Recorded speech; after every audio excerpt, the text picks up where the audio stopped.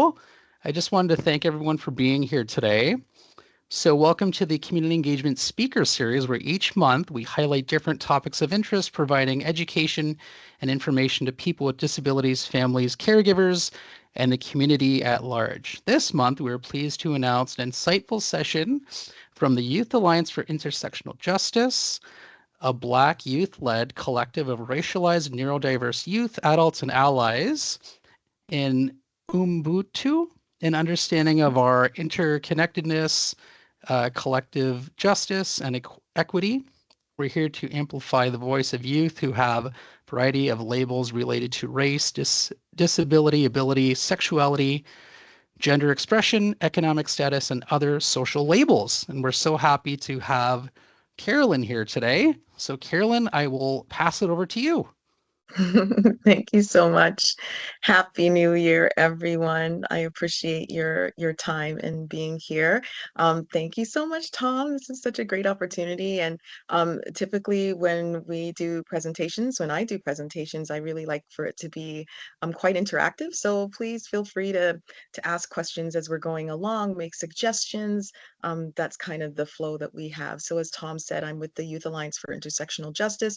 And our history, very briefly, is just, my family could not find spaces, programs, networks that were specifically for Black youth, Black autistic youth. And so that cultural piece was really important to us. And unfortunately, we couldn't find Black-led organizations who were interested, and then we couldn't find, organizations or agencies that, had a very strong Afrocentric focus either. And so that's kind of how we came to be. So my son and myself are the co-founders of Yage. And yeah, it's really just to bring youth together, to provide information, education, to create spaces where we're really not expected to be. So with that in mind, I do have a really, I'm not going to say it's a quick presentation. How long do we have? We have an hour, Okay. but there's, question and answer period that we can get into as Okay. well. No pressure. Take as much time or as little time as you want. It's all good. Thank you. Okay. All right. I'm going to share my screen with you. As I said before, I do enjoy a more interactive and do try to present in an interactive way, only because that just makes it more fun. It makes it more interesting. Uh, hmm, hmm. Let's see. What button did I not press? Okay. Um, yeah, before we get started as well, I just wanted to um, just say a quick solidarity statement. We don't really do acknowledgements anymore because we really feel that solidarity implies and kind of forces people to take action. So if you're in solidarity with Indigenous nations, across Canada, across the world, this kind of prompts um, my battery's dying, sorry.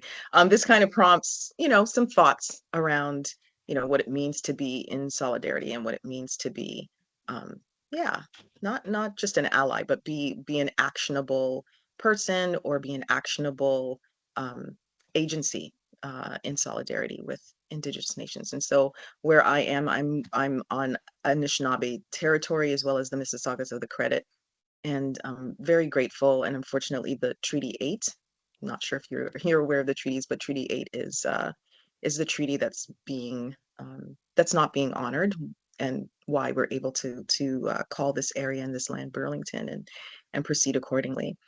So I stand in solidarity with Indigenous nations across Canada and worldwide. And I'd also like to acknowledge my own ancestral heritage, contributions to Turtle Island, or what we know as Canada, in pre-enslavement times. And I want to honor their sacrifices, which allow me to be with you here today. A lot of what happens, within Yage, and a lot of conversations that are had with Black and racialized neurodiverse youth are really around these spaces and these feelings of being ignored as well as being hyper focused on. And so I thought Amiri's quote was quite telling, and we usually put it in most of our presentations. It's the torture of being the unseen object and the constantly observed subject. So we have conversations with youth, the youth that we serve, the youth in the community, and the larger youth. community, and that comes up quite a bit, like different situations. They feel ignored and excluded, and usually when negative things are happening, um, there is this hyper focus on not even them as a person, but their behaviors and how they speak and how they communicate. Again, just to reiterate what we do and kind of who we are, we're a collective of Black and racialized neurodiverse youth. I don't consider myself a youth because I'm obviously I'm the oldest person in the group and I don't qualify. Youth for us is typically like 15 to 30. That's who we serve. And we serve neurodiverse youth, both with and without intellectual disabilities. We focus on amplifying voices. We focus on, using intersectionality and intersectional perspectives and viewpoints as a kind of jump off to solving problems, to addressing issues. And so, yeah, that's kind of us in a nutshell. We provide all kinds of different community programs and services. These programs and services are typically grown from the youth themselves. So we don't really have staple programs. But we do have programs that are more popular than others are, and most of the programs that we have developed are from conversations, ideas, and kind of dreams as well that youth have had about how they want to engage in the community, how they want to engage in society, what skills that they want to acquire. Our mission in a nutshell is about creating and supporting safe spaces. So we don't believe that we create safe spaces, but youth identify, yeah, this is, I feel safe to do this in this particular environment. And so we try to listen very carefully. We try to pay close attention, and and we also try to, yeah, create opportunities for innovation and for creativity. One second, sorry. Oh, okay.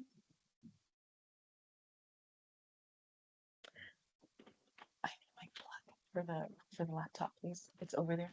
Sorry. Sorry about that. Weird. Yeah. Oh, jeez. Sorry.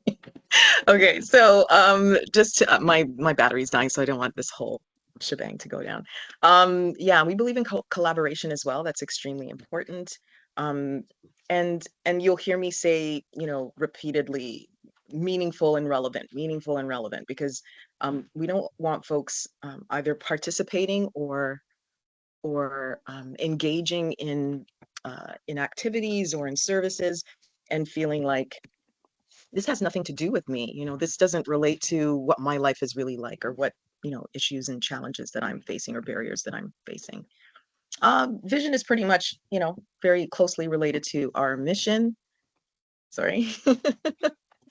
And so most of the youth that we work with are not really supported by family, and family obviously comes in different forms, shapes, and sizes and stuff. But many of the youth that we serve they're on their own, and so that's important for us to acknowledge, as well as that the youth that are coming out are facing very specific barriers and specific challenges because they don't have a very strong support system.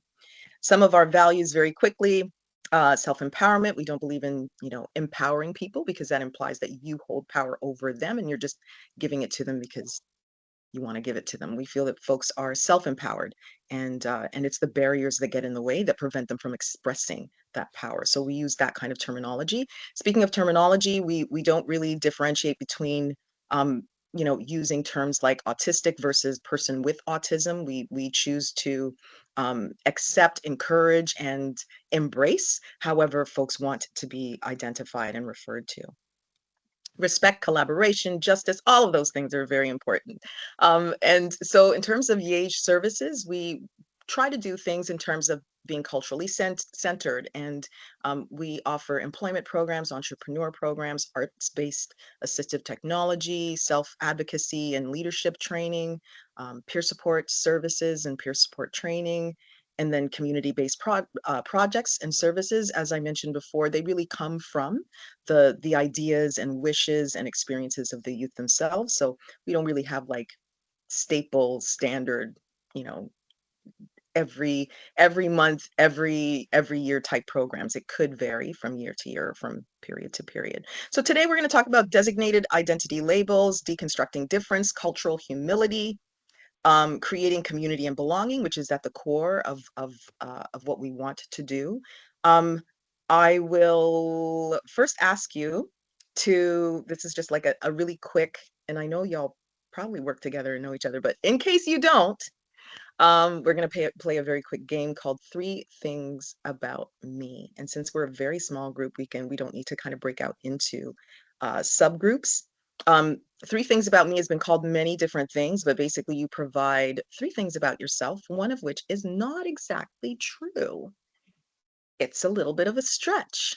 And so it's our job to just, based on what you're saying, how you're presenting yourself, what presumptions we're going to make about you. We're going to try to guess which of the three things is not true. So I'm going to give y'all about 2 minutes to think about what three things you'd like to share, remembering that this is a PG presentation. And then we'll come back. And yeah, if you could share three things about yourself, I'll share three things about myself. And yeah, we'll talk a little bit about how we identify each other and designated labels, if that's okay.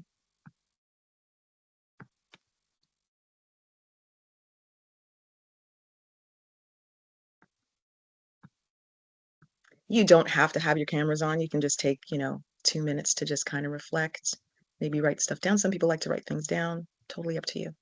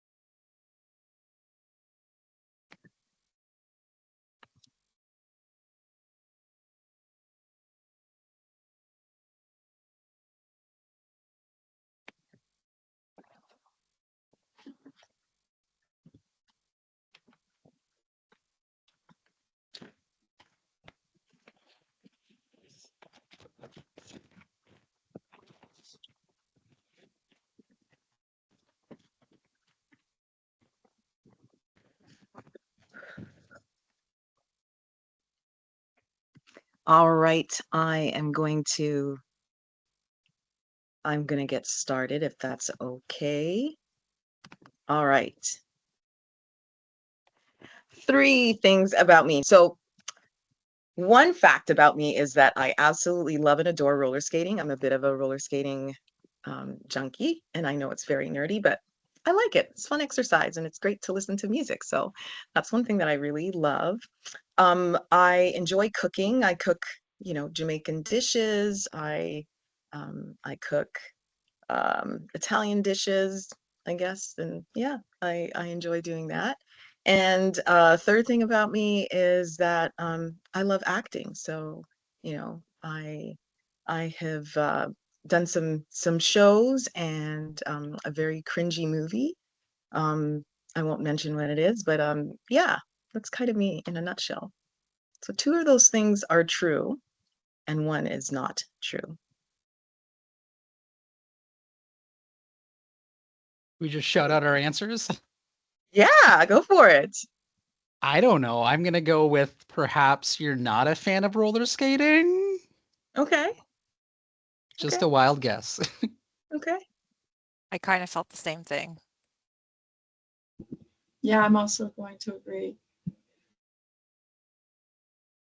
That seems to be the consensus. Like I'm not a fan of roller skating. I actually am, and I recently broke my ankle doing tricks on my roller Oh my skates at the God. roller skating rink. So yeah, about 6 weeks ago. I'm rehabbing really fast though, so I'm happy about that. But yeah, the thing that wasn't true is the cooking thing. I'm not a big fan. Like I'm not, I cook well, but it takes a lot for me to just get up and go into the kitchen and say, okay, yeah, I'm gonna cook meals. I'd much rather somebody else do it, or or or you skip the dishes or something like that. So that was the one thing that's not so true about me. I'll do it if I have to, but it's not something super enjoy. So thank you. Who wants to go next? I'll go next. Awesome. Okay, so mine, and I did write these down because I was like, wait a minute. Okay, so I am an identical twin. I'm a father to two sons, one of whom is autistic, and I've been working in developmental services for coming up on 20 years.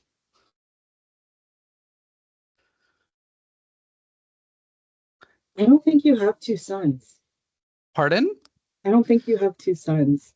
I don't know. I don't know you well, but I'm gonna Okay, guess you don't have two sons. great guess. That's great. I think that's hitting the point on the head for sure, right? Like we don't know Tom well, so how would we know? I'm gonna just guess that you're not an identical twin. Okay. And I think that you haven't been in the social service field, you said, for 26 years? Is No, that no, what you no, said? Oh, 20, 20. 20 years. Coming up on 20. Coming up on 20? Just Maybe shy that of one. 20. Something Okay. with a timeline. Hmm. I may have to agree with that one. Okay. So I am not an identical twin. I am a fraternal twin. Dun dun dun. Oh, Anyway, wow. yeah, And you're actually told I've been working in developmental services since 2007, which is about 18 years or so. And yeah, I have two sons, 6-year-old and a 3.5-year-old. So life is a little busy. Thank you. Thanks for that. Anyone Okay, else want to okay, Amanda. jump in? yes, I'll go. Okay. So I have 3 dogs. I love theater and acting, and I also have a cupcake business. So those are mine. Amanda, Maybe you have, whoops, sorry, after you, Jennifer. I was going to say, maybe you have less than 3 dogs. Maybe you have 2. And I'm gonna guess that you love eating cupcakes, but I don't know if you like making them.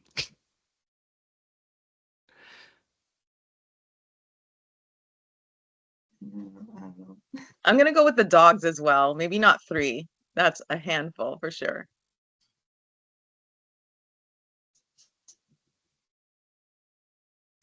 All right. What should I just say my results? The anticipation's killing us. Okay. Yeah, I have 2 dogs. Not 3. You were right. Yeah. We're gonna I'll have to go figure Okay, out we have next. we have to figure out how to order cupcakes now from Amanda. Ooh, yeah. I'll just drive around. Hopefully it'll stay intact. Go ahead, I Felicia. also want Sorry. to I also want to mention, like, all of these group exercises and interactive exercises are voluntary. So don't feel obligated to, that you have to participate. If you're feeling like you want to, great. And if you're feeling like, I'll pass on this one, then that's fine as well. Okay. So is there anyone else who would like to share and jump in? No pressure. I'll go. So I love to travel. I've been to every continent in the world. I'm a mom of 2 beautiful kids. Family is extremely important to me, and I make sure I visit both sides of the family every single week without fail. And I've been at the same place of employment for the last 26 years.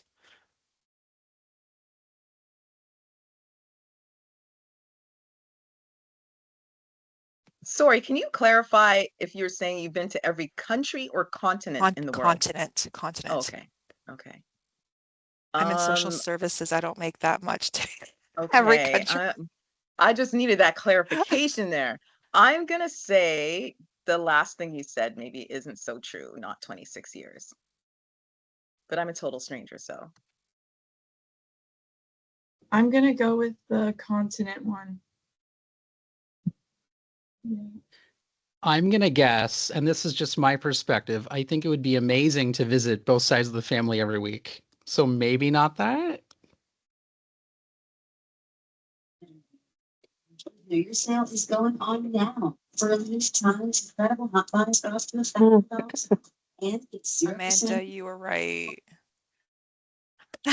Oh, okay. Yeah. I was just curious about the Antarctica moment. I was like, maybe you've been there, but maybe you haven't. Antarctic? Sorry, who said the travel one? It was, That was yeah. me. Yeah. So that's, yeah, I've been to 3 different continents. I'd love to travel the whole world Oh, nice. one day. One day, for sure. Is there anyone else who would like to join in? We're Are playing y'all two good to go? truths and a lie. Yes. Or 3 truths about me or 2 truths about me. Going once, going twice. All right. Thank you so much. Yeah, I just have a few questions though. Yeah, like what was that like trying to guess based on absolutely almost nothing? Like nothing to go on. It was Did it make difficult. you comfortable? Yeah, it was challenging for sure. I think for me, I was like a little hesitant to say anything because I think it's more of a reflection of my assumptions of the person just by looking at them. So I was like, I'm going to keep my mouth shut.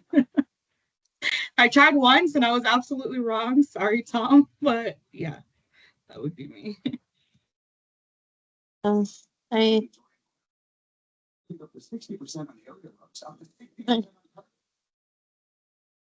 I go. Yeah, I think those are definitely really good points, right? Like how do you guess what someone is like and what someone's going through just based on what you're seeing or what you're hearing? And this point kind of relates to what we call designated labels. So a lot of the youth that we work with have designated labels, meaning they didn't necessarily think up these labels and these names and these identities. They were just given, they were designated to them. And so they walk, you know, through their life with these designated labels, whether they want to or not. Some of our identity labels are obvious and some are not so obvious. That's kind of stating the obvious, but this is kind of how those two things relate. So even if it's, you know, a matter of like if I decide I want to walk with the label of being neurodivergent or neurodiverse, um, then that's my choice to do that. And I'm basically telling people and I've empowered myself and I have the power to tell people, yeah, like this is how I identify myself versus, you know, in school being labeled, you know, as having special needs or being in a special education classroom, and those labels are designated to me. And those labels tend to follow us where we go, whether we internalize those designated labels or simply because of where we're at, the environment that we're in, if we're in a school environment or possibly at work as well. So do these labels, do you think, have an impact on, you know, our social, financial, political well-being? What do you think? Designated labels specifically.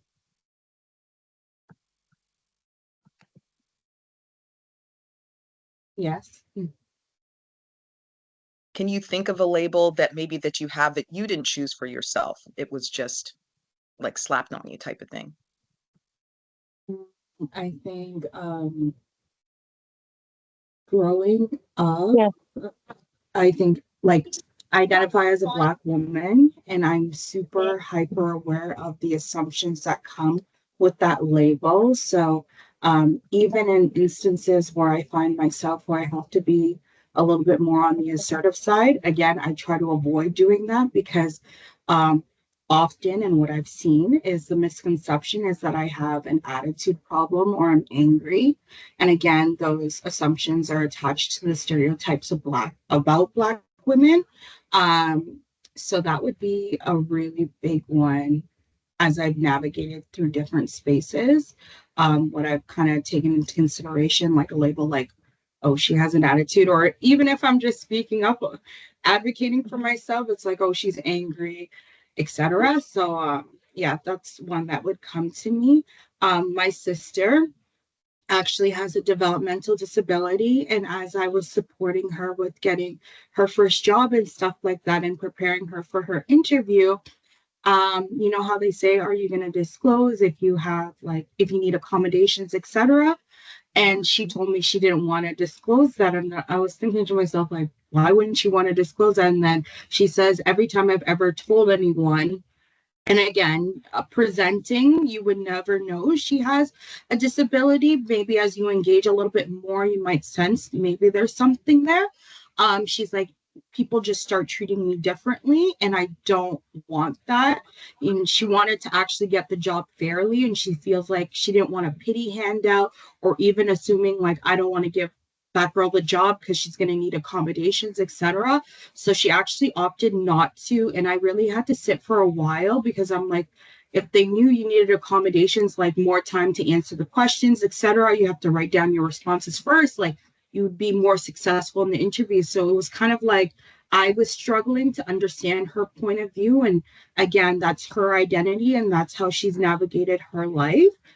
So yeah, as I think about like two ends of the spectrum, me being able-bodied, not identifying with a disability, but from my identities of being a Black woman, and then my sister being a Black woman with a disability, it's just interesting, the dynamics and what we choose to disclose, what we not choose to disclose. So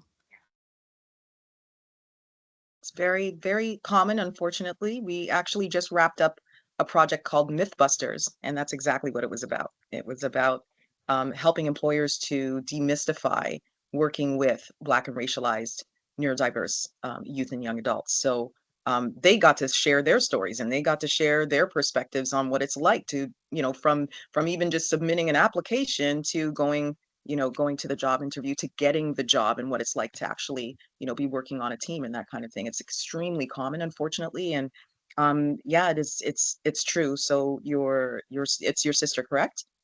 Yeah, your story of your sister is very similar to Jansen's story. And so yeah, like the fact that you respected her autonomy is super, it's super huge. It's really big. Yeah, thank you for that.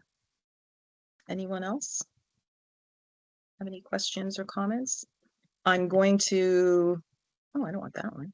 I'm going to show you, um, yeah, this video called The Labels We Carry.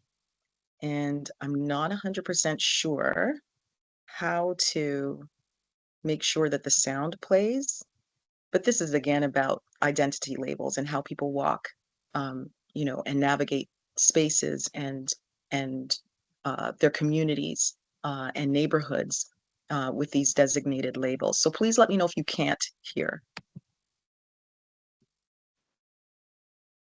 I don't think so. I think you have to enable the sound, like stop sharing, and then enable the sound before you start sharing again. Okay. Let me do that then.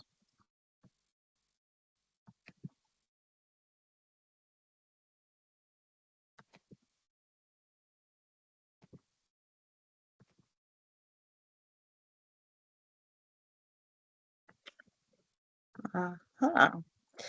Allow something, something, something audio. So that looks like it was on. I don't know that it's gonna. Okay, got it.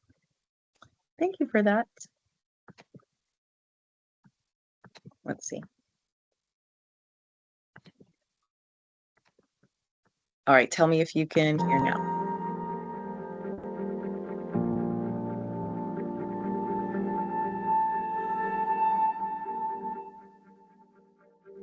Are you hearing it now? Yes. Yes. Okay. Okay, beautiful. Thank you.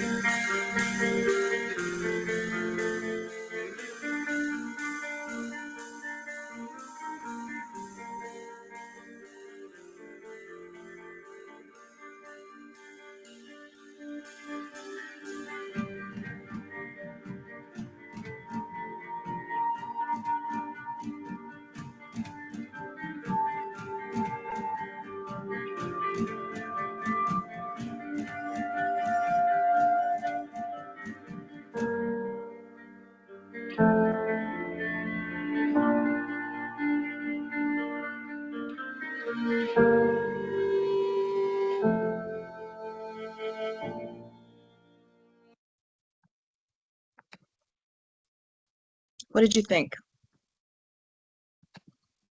I can't remember the last time I felt really emotional after watching something, to be honest with you.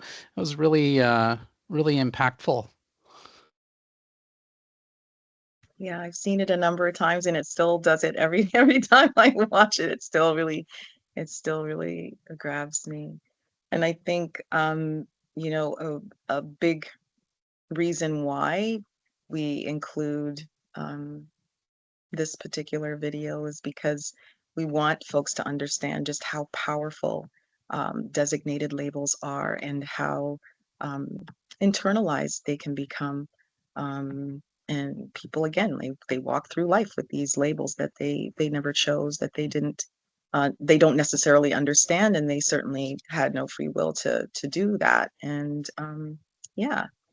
So just in terms of thinking about designated labels and your own practice and the work that you do, you know, it's important to kind of relate it. And I know sometimes I'm a registered nurse and you know, I don't work bedside anymore, but I know how difficult sometimes it can be when you have a large caseload or when you're working with a large number or large groups of people. Sometimes those, because of the nature of your work and your mission in terms of what you're supposed to be doing, in your particular role, that can sometimes get lost. You know, that it's people that we're working with, and that that these labels do mean something, and they do impact folks.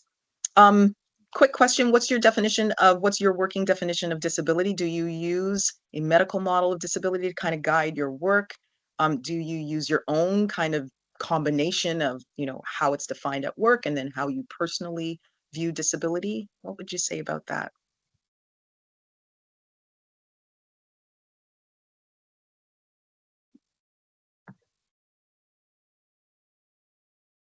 Do you have to use that terminology at work?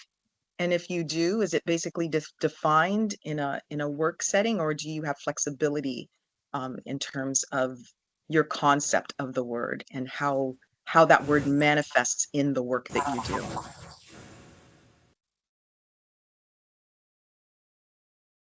Anne Marie, after you. Oh, sure. Hi. So, we would really try to always use people first language, so not referring to the disability, but sorry, I got a tickle in my throat. But we're referring to the person, typically. So that's sort. Yeah, I'll let the next person talk. Okay. For me, it actually depends on the setting. In my clinical practice, I do because I rely on the DSM, but um, here, like Anne Marie said, when I'm working with somebody individually, I usually like to start off by asking like how they would like to be acknowledged and referred to as, even if I'm writing notes, because I think that's something a lot of people overlook is the way in which you portray somebody via case notes or whether it's an incident report, etc., that is attached to that person for the rest of their life. So I'm very mindful of how I articulate who that person is and how they want to be identified, both in how I speak to them and how I document who they are, whatever the presenting concern is. Those are really, really strong points, really great, you know, embedded advocacy. And again, we sometimes do this presentation for healthcare workers, for fellow nurses as well. And that's really important because in my documentation as well, I just think, okay, well, if that person were reading this, what would they think? How would they feel? And so that kind of drives documentation. And as you said, could be incident reports. It could just be, some kind of supportive tool. But how are we uh, in written word and in written language? How are we representing, and are we accurately representing? And if this person were to see what we wrote, how would that make them feel? And I agree, like Yej, as I mentioned before, we believe in person-centered versus person-first. So however the person wants to be addressed, however they identify themselves, that's kind of what we go. That's what we go with. If you have your hand up, I can't see, unfortunately. I can only see the screen. So feel free to jump in at any time.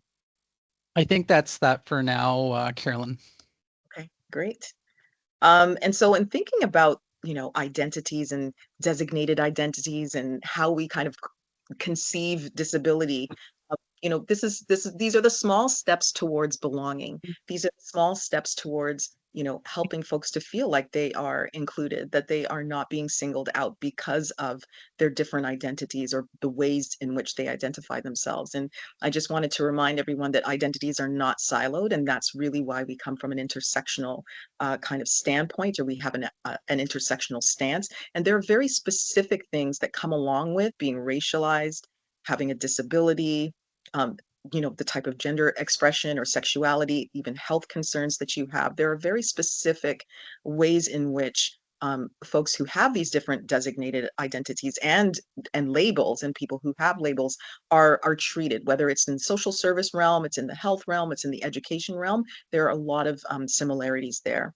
Identities aren't stagnant, so they're not fixed, so people can change their mind. And unfortunately, I'm not sure who mentioned it, but yes, once we document certain things about our clients, certainly that documentation follows them for a long period of time. It's really the same way in the education system and in the healthcare system as well. It's important to understand historical context. So with that person's or that client's history, what is being carried forward? What are we questioning? What can be revisited, or are we continuing to try to make these identities and make this person quite fixed?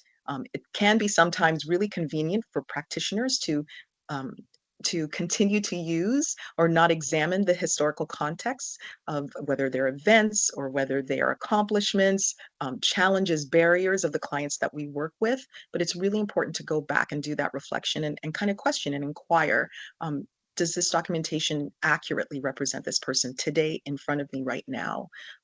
Will it represent their future? Are there ways that we can leave room and create room for less of a fixed kind of approach and something that's more flexible?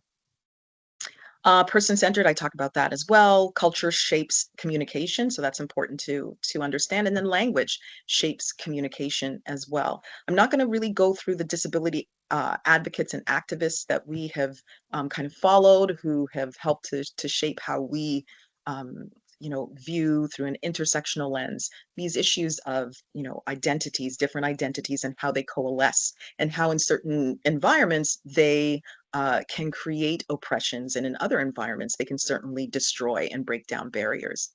I do want to talk a little bit about deconstructing difference, ableism, and healthcare and social services. Again, these are just quick little gentle reminders, and I'm sure you're doing this in your own practice. But generally speaking, in healthcare and social services and in education, at the center is a kind of tenet of able-bodiedness. So able-bodied in mind is at the center, and that is normalized, and that is the default, whatever that concept of the able body in mind is. And then from there are, outstretched versions of the able mind and body. And so with the clients that we work with, most certainly those labels represent that. So our position is that we want to counteract, the default being this odd and very unrealistic concept of the able mind and body being at the center of what we do. And how that sometimes manifests is working with clients to get them to be a particular way, to speak a particular way, to behave a particular way without leaving room for variety, for flexibility of thought, of history, of culture. And so that kind of reinforces those more oppressive approaches to working with certainly youth and young adults with developmental disabilities. Um, so even in the language that we use, sometimes we'll use the word neurodivergent. Well, we have to think about, well, what is diverse? What about that person is diverging from what? Right? Again, so from the norm, we're diverging from the norm. Well, who gets to dictate what the norm is? What is the norm? And why are we constantly trying to stretch and reach whatever that norm is? Um, Sometimes as well, expectations are either extraordinarily low or they're too high. They're out of reach and unrealistic. So these are some of the ways that we kind of reflect and think about how to deconstruct difference and thinking about what is difference in the first place. Um, the other thing to note is pressures around assessments and evaluations.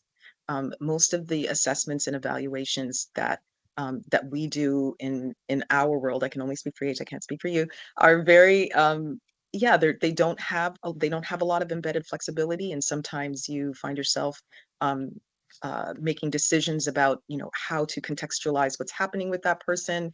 um, the comment about documentation and kind of thinking about how this represents the person and how that person would feel about reading the documentation is extremely important.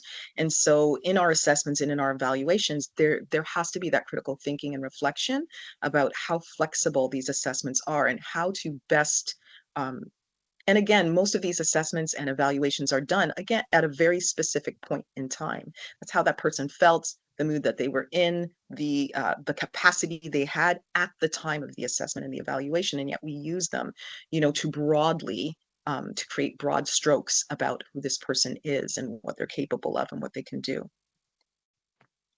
So those are some of the critical ways in terms of reflection and thinking that we can help to deconstruct difference. Andrea Lavant, I don't know if you've ever heard of Crip Camp. Some people have and some people haven't. This is quite a few decades ago, but yeah, she was one of the founders of Crip Camp, and their philosophy was generally like meet people where they're at, people are people, and really deconstructing difference and not trying to normalize or create norms around disability, and not to try to create disability in terms of or in reference to folks who don't have disabilities. The other aspect about inclusion and belonging has to be cultural humility. And the way that we describe it is, it involves these things like clear communication, including body language, cultural knowledge, and cultural context. So you're not going to know everything, about a person's culture. They may not know everything about their culture either, right? But it's having that openness and understanding what you don't know and understanding the cultural context and how that individual, how that person uses their culture or expresses their culture or may not. To deconstruct difference is to make sure that difference is the default. So being normal or the norm is not the default, it's the opposite. The more difference, the better. That's the default. Even in sameness, there are differences. So y'all work with folks who have developmental disabilities, obviously, from person to person, they're different. There are a wide range of differences. And so honoring that would be really important. As I mentioned, cultural perfection is not necessary. You're not going to know everything about everyone's culture. It's about opening yourself up and being willing to discover. And again, remembering that there's context to it. Decentering your own values and beliefs, that's extremely important in terms of, opening the doors to creating spaces that are inviting, that are welcoming, where people feel not only that they belong, but they have a right to be in that space and they are welcomed and encouraged to speak up and to express themselves. So you kind of have to keep your values in check. Are you going to change your values and your beliefs? Maybe, maybe not. But even if you don't, you have to keep them in check.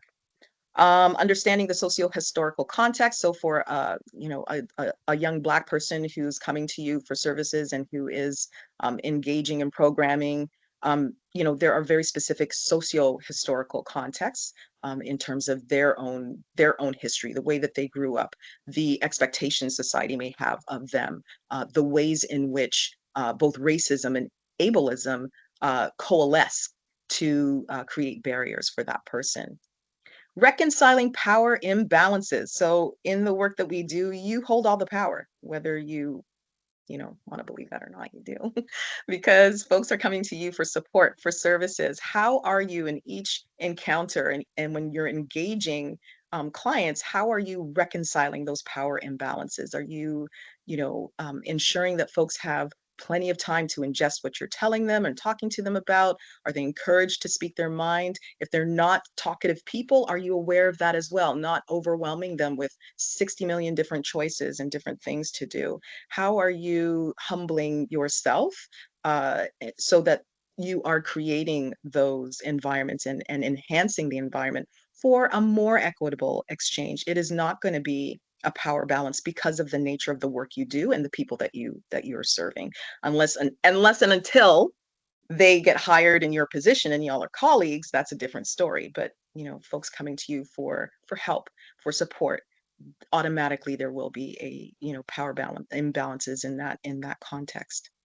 Embed personal and professional accountability. So are you holding yourself accountable for the thoughts, feelings, beliefs, and values that you have as you're engaging? How does that manifest in terms of belonging and creating a community of equity and anti-racist and anti-ableist spaces where community and clients can engage and not just be involved and participate, but actually be engaged and be valued members of the community and feel that they are valued.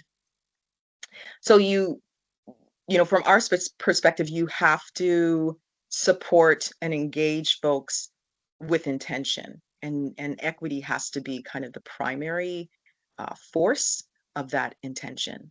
So I talked about providing services, communication, engagement that's culturally embedded. You're not going to be a cultural expert, but you're going to be open to learning. You're going to do your own background learning. You're going to ask questions. You're going to, figure out how the folks that you're working with express their own culture. You want to set your intentions either at the beginning of the day or before interacting and supporting clients. So maybe there are 3 specific intentions that you have. Maybe they're around cultural humility. Maybe it's around, reconciling power imbalances. But before that engagement happens, before those interactions happen, being very intentional about what it is that you want to work with in that engagement or that interaction. Declare what's important to discuss, especially from the person's perspective. Engage in critical reflection. We talked about that as well, like really thinking about deconstructing difference and how you're taking the steps to do that. And also being a little bit justice focused. That's part of reconciling power imbalances, right? But it's also promoting that self autonomy. So again, you're not the one giving people autonomy and giving people and helping people to be empowered. You're stepping out of the way. You're breaking down barriers. You're breaking down walls so they can be self empowered and their own autonomy really shines through, however that may be expressed.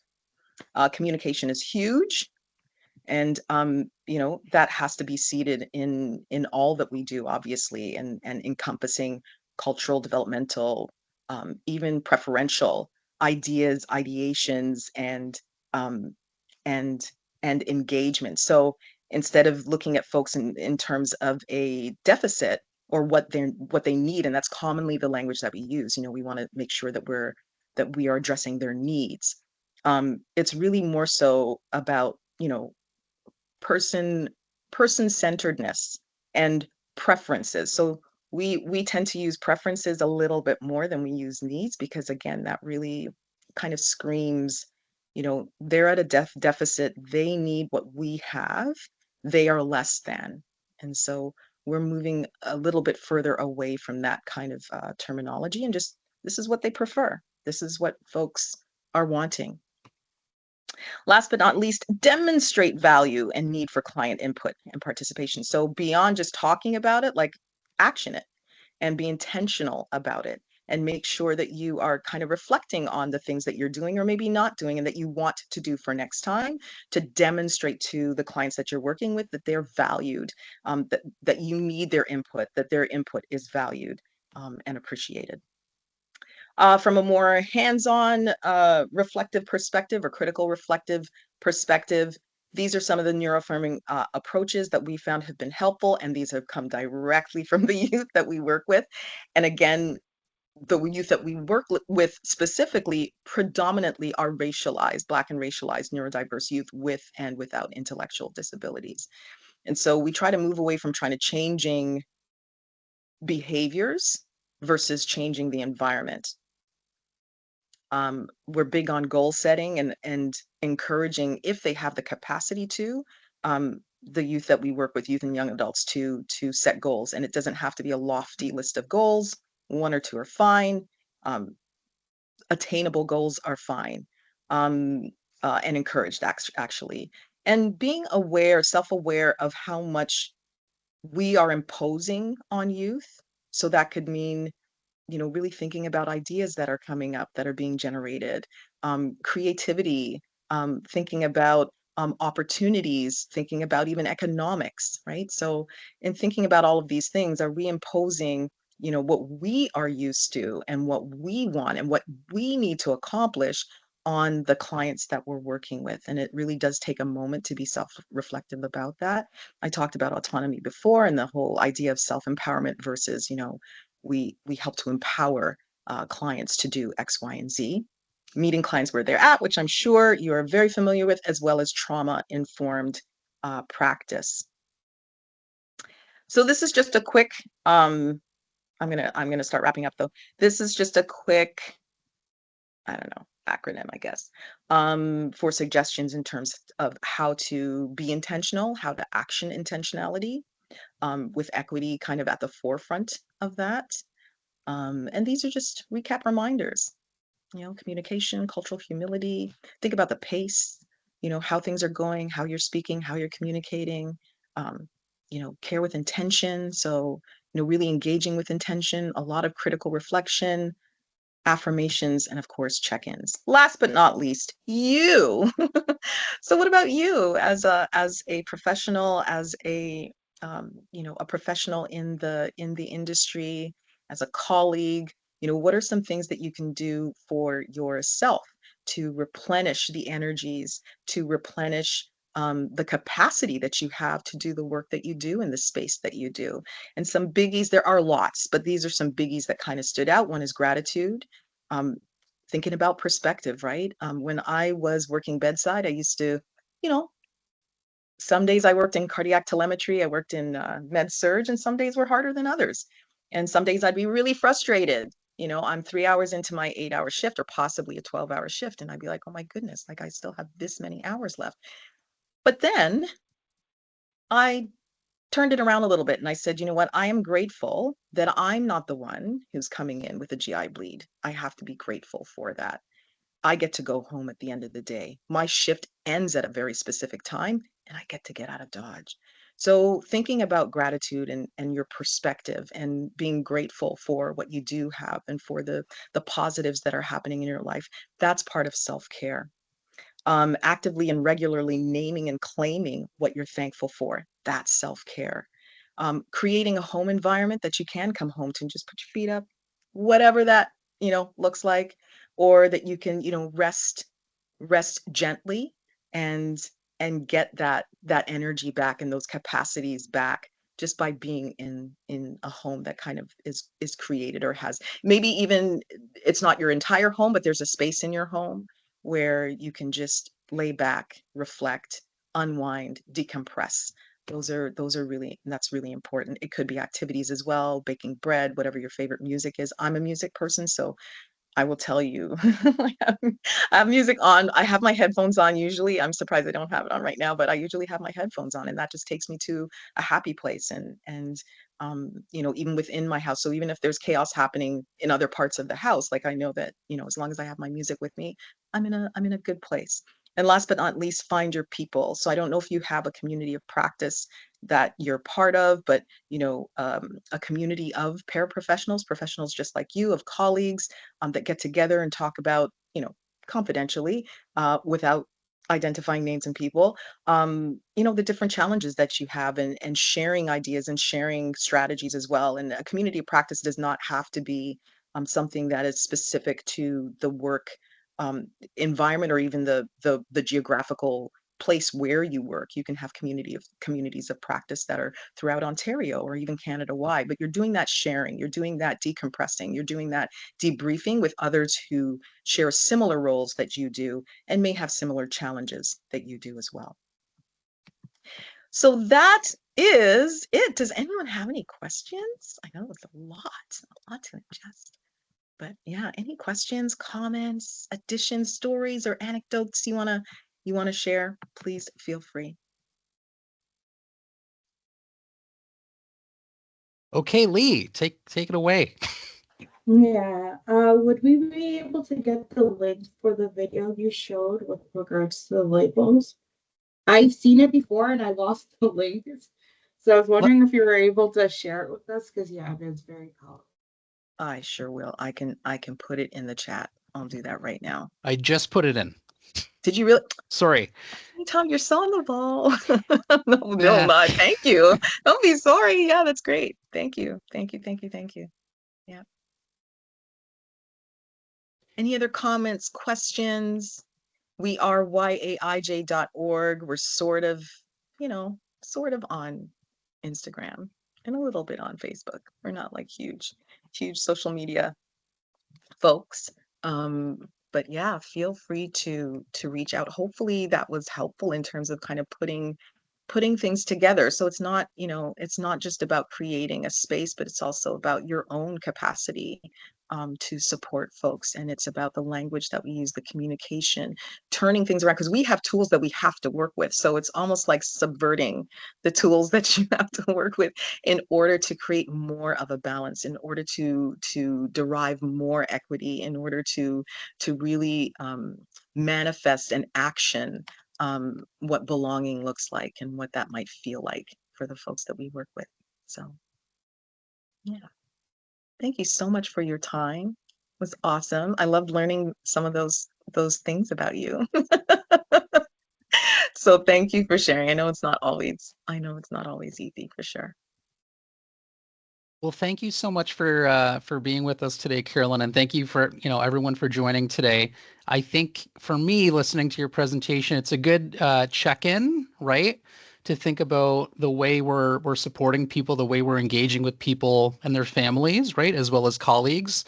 And I think it's important that we do that periodically, right? Because I know things can get so busy in our sector, in our line of work, and personally and professionally, but I really do appreciate your presentation today. So thank you. Thank you so much. Thank you, thank you, thank you. And yeah, we're here to support. So if you have clients who certainly are more expressive in terms of their culture and their racial identities, and are wanting a space, or they're wanting to engage or find other people and network with other people, most certainly just reach out to us. We're here. We're here. Thank you again. Have an awesome afternoon and Happy New Year. Take Thanks care. again. Bye. Bye.